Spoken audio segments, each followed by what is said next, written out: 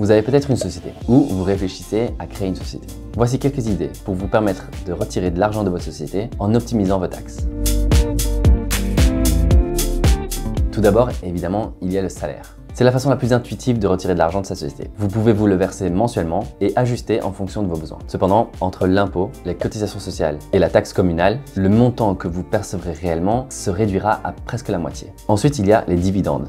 Si vous êtes le fondateur de votre entreprise, vous êtes aussi certainement l'actionnaire majoritaire. Et dans ce cas, vous êtes en droit de vous verser des dividendes. Elles sont nettement moins taxées qu'un revenu classique. Au bout de 3 ans, et sous certaines conditions, vous pouvez également bénéficier du taux de précompte réduit. Un très bon moyen de maximiser vos bénéfices. Ensuite, la réserve de liquidation.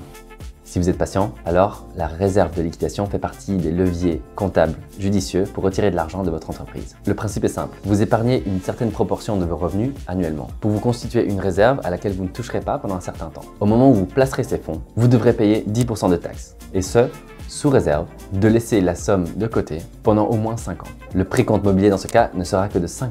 Au total, la réserve de liquidation implique plus ou moins 15% de taxes.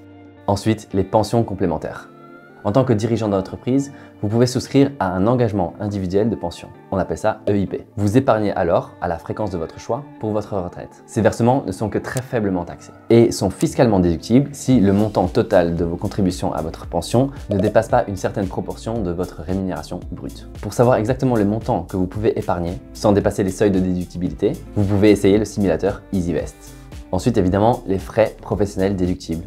Les loyers, les chèques repas, les per diem, l'électricité, le matériel informatique, les frais d'essence, les paiements de votre voiture de société, l'ensemble de ces dépenses peuvent être déduites de votre base imposable à différentes proportions si elles se justifient d'un point de vue professionnel et si elles demeurent raisonnables, évidemment. Elles vous permettront donc de retirer de l'argent de votre entreprise tout en réduisant vos taxes et vos impôts. Dernièrement, les droits d'auteur.